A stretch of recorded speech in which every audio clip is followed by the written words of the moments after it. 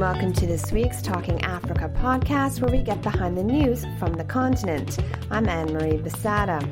Our weekly podcast is brought to you by the Africa Report magazine, which you can always check out online at theafricareport.com. This week, we're going to launch into a debate on a topic that has become increasingly heated in recent weeks: the Grand Ethiopian Renaissance Dam, or GERD, found on the Nile River. Now, the massive project launched by Ethiopia in 2011 aims to build Africa's largest hydroelectric power plant and, upon completion, the world's seventh largest. But the project has received strong objections from Egypt and Sudan, but more so the former. As of October 2019, the dam was at 70% completion. And despite numerous consultations, meetings, AU intervention, and just recently a plea by Egypt before the UN Security Council, Ethiopia is aiming to begin filling as of July. In late June, we published two letters that provoked much debate online about this topic: Dear Egypt by Mekalit Berihun, an Ethiopian, and in response, Dear Ethiopia, written by an Egyptian, Nirvana Mahmoud, a medical doctor and independent political commentator. She joins us in today's discussion, along with Sudanese Dr. Salman M.A. Salman, Editor-in-Chief of Brill Research Perspectives in International Water Law and a professor of International Water Law. He also works as an independent consultant on the International Water Law Project, and he is a former water law advisor at the World Bank. And from Ethiopia, we have Zerihun Abebe, who is a member of the Ethiopian negotiating team for GERD. Now, our lively discussion begins with a question to Dr. Salman as to what is the latest view on GERD from the Sudanese side. As you mentioned, I am an independent consultant and academician, and the views I express in during this session are my own views. They do not represent the views of the government of Sudan. The way I see it is that Sudan has really played a very important role in trying to reach a compromise between Ethiopia and Egypt and Sudan itself. And the indication of the importance that Sudan gave to this issue is that the Prime Minister, Dr. Abdullah Hamdok, himself is heavily engaged with both sides, and he has been talking to both of them and trying to narrow the gap between the two. And if you have seen today, there was a major statement from the Secretary General of the United Nations in a number of news reports, praising the role played by Abdullah Hamdok himself and by Sudan. And of course, there are a number of issues, technical and legal. And the position Sudan took in the last 2 weeks was that the African Union is more appropriate to be used as a vehicle to try to resolve the remaining issue rather than any other institution, including the United Nations or the UN Security Council. And so after 2 months of back and forth, 6 memos, 2 memos from each of the two countries to the Security Council, the matter has been referred to the African Union, or the decision to involve the African Union has been endorsed. And now the matter is the African Union on both the technical and the legal issues. And I think if that decision has been taken from the start, rather than just going through all this lengthy process of the Security Council, we might have resolved that issue during those 2 months. Nirvana, perhaps we'll get to you now, because the Minister of Foreign Affairs, Sameh Shokri, he was speaking before the UN Security Council this week. And he, in a very long speech, he did tap on the important points that he's saying, that we recognize the importance of the project to Ethiopia. We support the fact that it'll be the largest hydrocarbon facility in Africa, but in fact it is a unilateral filling without an agreement.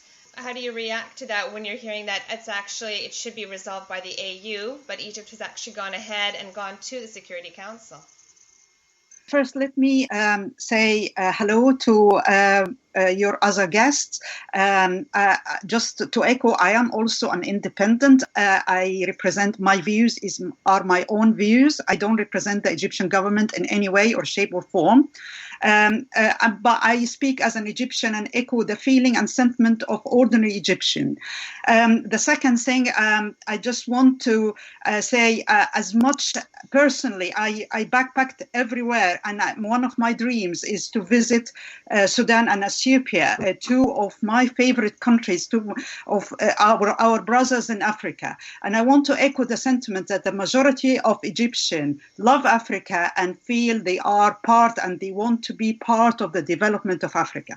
Going back to your question, I'm just a little bit concerned. We value the rules of the African Union.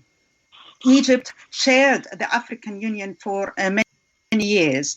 However, there was no initiative from Africa before to try to resolve the issue, since we have been negotiating for nearly 9 years with Ethiopia. Since 2011, there was a popular civilian delegation visited Ethiopia in 2011, immediately after the ousting of Mubarak, and asked Ethiopia to open a new page and start embracing good relationship with Egypt.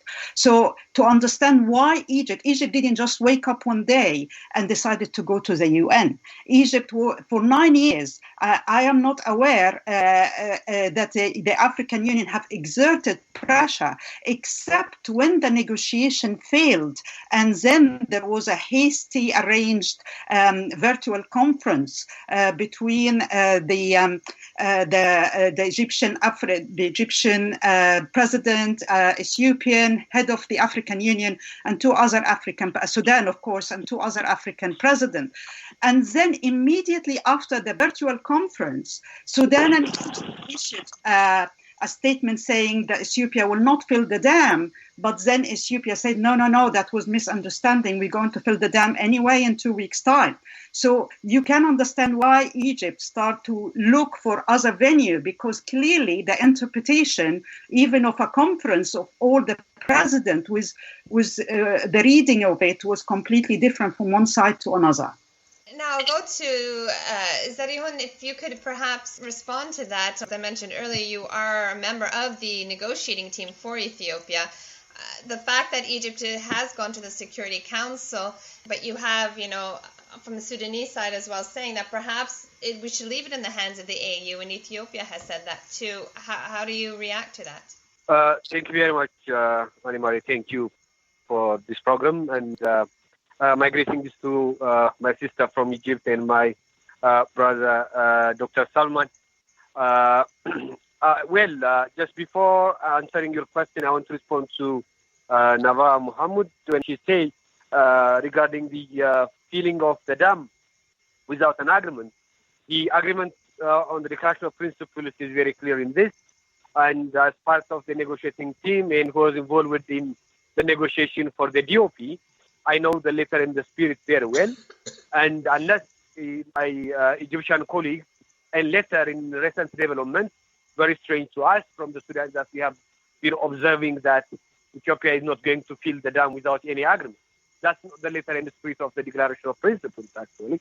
And Ethiopia has exerted a lot of effort to come to terms with our brothers in Sudan and in Egypt since the announcement of the construction of the GERD.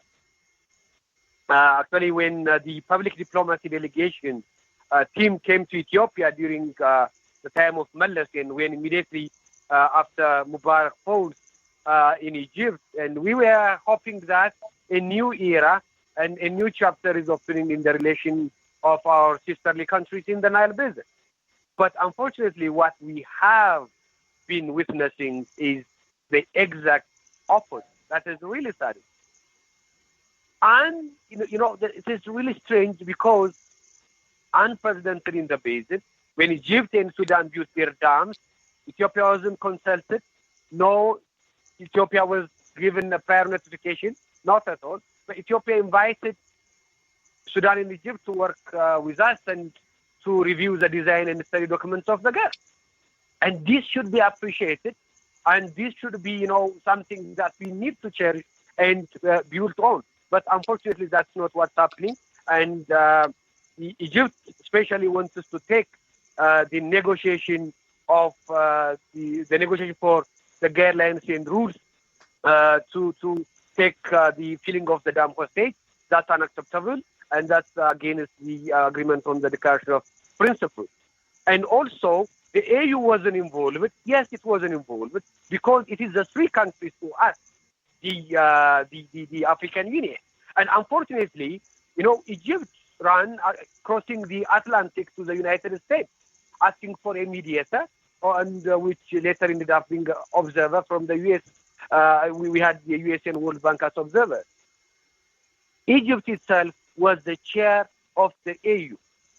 Egypt was the chair of the African Union when it decided to take the matter to the United States.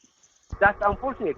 As brothers, as African countries, and children of the same river, we could have resolved these issues by ourselves. It's a technical matter. We have numbers. We have some issues. Yes, we can discuss that and we can resolve that. The problem, unfortunately, Salman can explain this very well as well. The problem is, despite the negotiation shall be or should be exclusively on the first filling and annual operation of a single project, the Grand Ethiopian Renaissance Dam. But, the problem is Egypt wants us to secure the recognition of the 1959 agreement or a water allocation from those treaties, the 1959 or 1959 agreement, through, or composed or disguised in the details of the first filling and annual operation of the dam. And that is unacceptable for Ethiopia. If we are to discuss on specific issues, it is about this dam only. That is the most important thing. And now we are, yes, of course, as Salman said, rather than going through the UN Security Council, then that it could have been easier just to engage the AU. Now the AU has fully seized the matter. We hope in the coming days the negotiation between the three countries will be finalized, and I hope we will reach an agreement. Thank you. Can I answer that? Yes, please go ahead, Nirvana. Okay. First of all, I'm just a little bit surprised that you described our asking for mediators as running to the United States. We are not running to anybody. When Egypt was heading the African Union, it felt that it will be unfair on Ethiopia that while we are leading the African Union, asking the African Union to mediate, because the African Union cannot be leading African Union and mediating at the same time. So it sought supposed to be neutral mediators outside that. So that was a goodwill gesture from Egypt, rather than just running like a rat to someone else. And if you had an issue with the United States, you shouldn't engage in the negotiation in the first place, but Ethiopia engaged in the negotiation for good few days and then walked away when it didn't like the result. I found that a little bit, disappointing, because the World Bank was mediating in good faith and wasn't taking side. But let's go back, and we were happy with the United Nations mediation. Let me go back to talking about technical. The difference now are not technical, my friend. The difference is legal, because you mentioned that you are not happy with the 1959 agreement. You signed the 1993 agreement with an African Ethiopian leader, President Zenawi, and Egypt, who pledged no unilateral arrangement who can compromise water supply to Egypt. And then you disagreed on the interpretation. The Declaration of Principle in 2015, you disagreed on some of its interpretation. So now we want a legally binding treaty, because how could we know that in the future another Ethiopian government will come and say, no, the deal you Abiy Ahmed have forged with Egypt, we are not happy with it, and it happened in a different circumstances. We are now had loads of agreement from 1902. I'm sorry. I'm sorry.